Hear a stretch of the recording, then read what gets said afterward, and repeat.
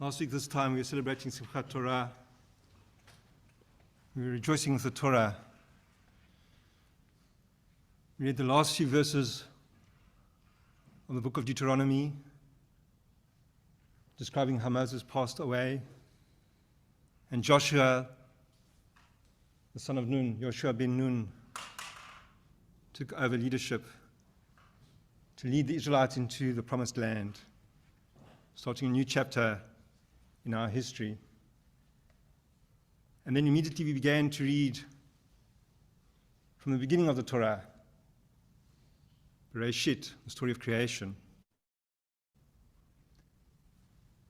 to restart this Torah cycle once more, to reread the stories of Bereshit, the narratives that give us so much inspiration and hope. It was the turn of the year, a new year,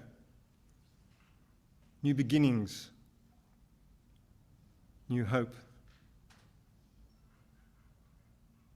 The Midrash points out that the last letter of the Torah is the Lamed in Yisrael. The first letter of the Torah is Bereshit, the Bet.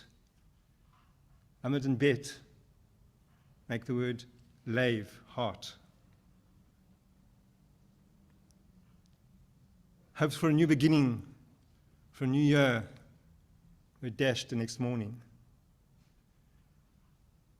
Our Lev, our heart, is broken.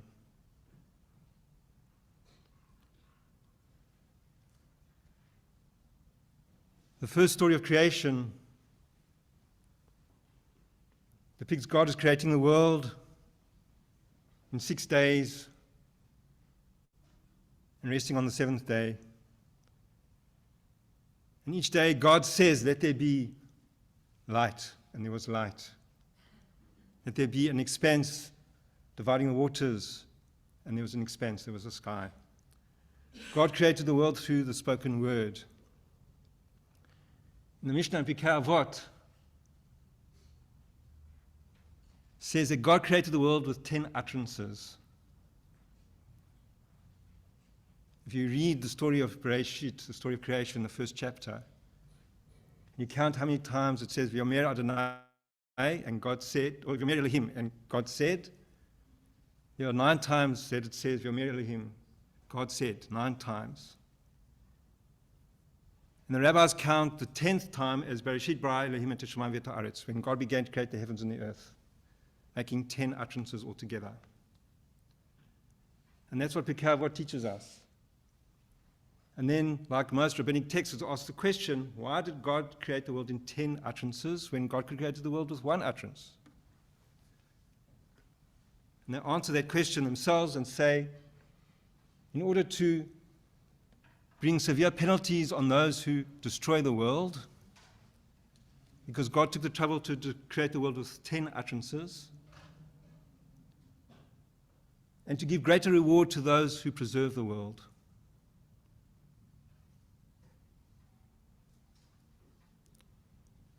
On Saturday morning, our world was shattered, was destroyed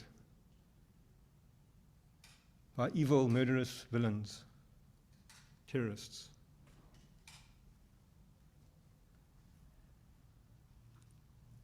And the price that we all pay is very severe, because the world is precious. And God created the world with 10 utterances, not just 1. We are told in the story of creation that God created, the first story, according to the first story, God created a single human being, male and female, God created them. According to the second story, God created a male being and then created a female from him, from his side. But both stories postulate that God created 1 couple. And the Talmud asks the question, why did God create 1 couple only? God created an entire society, because God is all-powerful.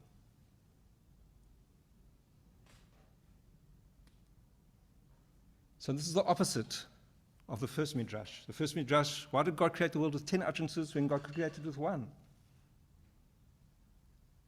Now, why did God create one couple or one individual? And God could have created an entire community. And the answer they give is to teach us that if a person saves one life, they have saved the entire world. But if a person destroys one life, they've destroyed the entire world. Many lives were destroyed last Shabbat, Simchat Torah. The last day of creation, God creates Shabbat. End of the 7 days, or the end of 6 days, it says in the Torah, and you know this verse so well because we sing it at every time we make Kiddush. You want to follow it, it's on page 122 in the Sidurim. And when the heavens and the earth and all their hosts were completed, and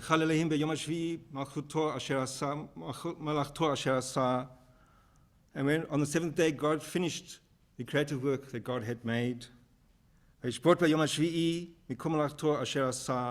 rested on the seventh day from all the work that God had done. God blessed the seventh day, and made it holy. For on it God rested from all God's creative labor that God had created to do.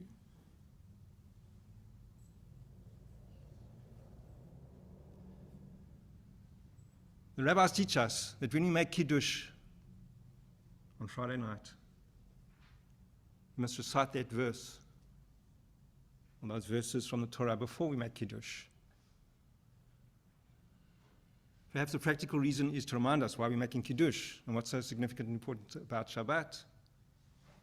But the rabbis teach us that by saying those words, we are becoming partners with God in perfecting creation, which is what Judaism teaches, that we are shutafim with God. The rabbis say, don't read vayachulu, and they were finished, but vaikalu, and we finished, or you finished. By saying these words, we are partners with God. We are involved and immersed in creating worlds, creating lives. If you analyze the words of the brachot that we say, this leads into Kiddush, of course, and Kiddush, we generally say it over a cup of grape juice or wine, because that symbolizes joy. And what is the blessing we say over wine? Borei pri hagafen. We bless God for creating the fruit of the vine. But you're saying it over wine. When you say hamotzi, borei hamotzi lechem min haaretz, brings forth bread from the world, from the earth. God doesn't bring forth wine, and God doesn't bring forth bread. God brings forth the grapes and the grain. We process those grapes, we process the grain to make the wine and the bread. So why do we say, who creates the fruit of the vine and brings forth bread from the earth? Because we are partners with God. We take the produce God brings forth and we change it. We process it to make it edible, to make it into food, not only for our stomachs, but food for our soul. And that's why we should say, Vayachule Shamayim Va'aretz, to say we are partners with God in creating life, creating the world. The sacred covenant that we, as all human beings, have, not only Jews. And so when you enter a country and slaughter people and take lives, you're not creating the world, a better world. You're not being partners with God. You're destroying life and destroying worlds. The precious world that God gave us, precious life that God gave us.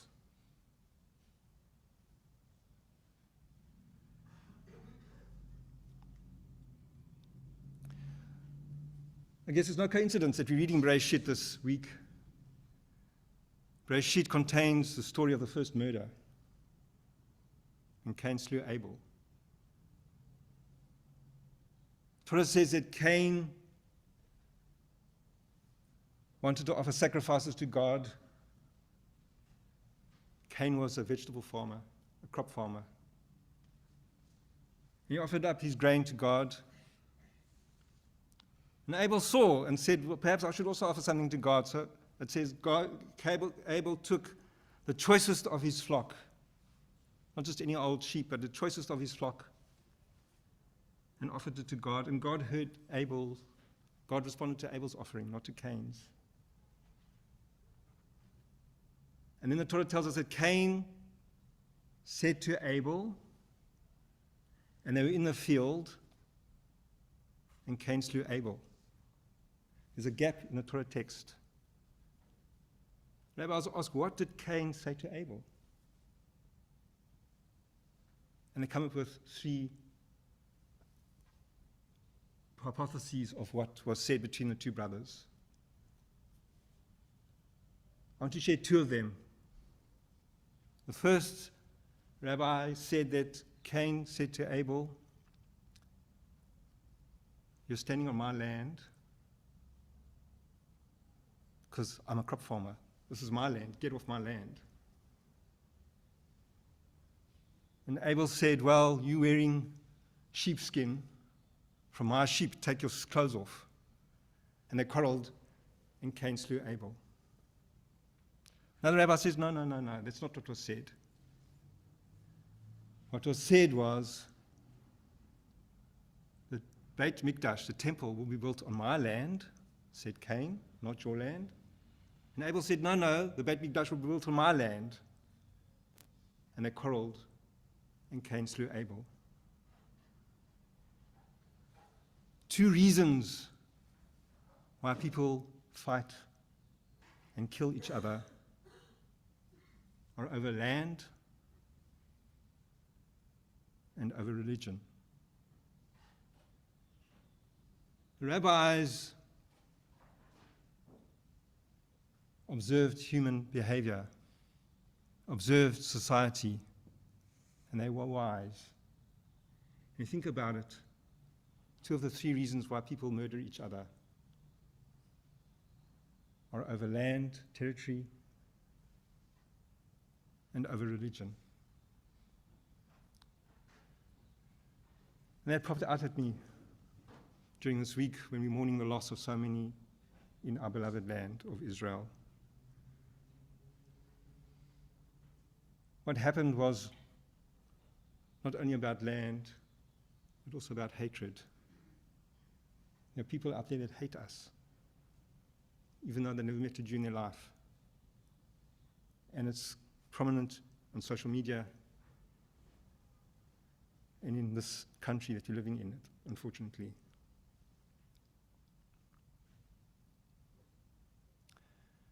Tomorrow is Machar Chodesh, or today actually, the Shabbat is Machar Chodesh, it started already. Shabbat of tomorrow is new month, new moon. Sunday and Monday is Rosh Chodesh, Cheshvan. Moving away from Tishrei, this month of all the festivals, holy days, and of course Sukkot, Simchat Torah. Moving into a month of Cheshvan where there are no festivals. The rabbis call Cheshvan Mar Cheshvan. Mar meaning bitter, the bitter month of Cheshvan, because there are no festivals. Indeed, we've entered a bitter time in our history. A time of bitterness, of loss, of hatred. But the month following Mar Cheshvan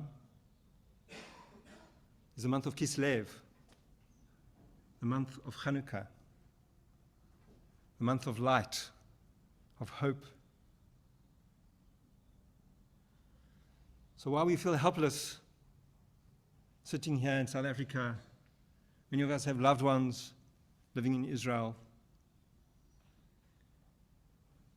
We must always be hopeful that light will come, that we'll get through the bitter month of Cheshvan and enter into the month of Kislev. We will light our Chanukiot proudly, putting them in our windows, not being afraid that we'll be seen by passers-by. We need to cling on to that hope, because that's all we have. And according to Jewish history, we are a people of hope. It's no coincidence that the Israeli anthem is Hatikva, the hope. We pray and hope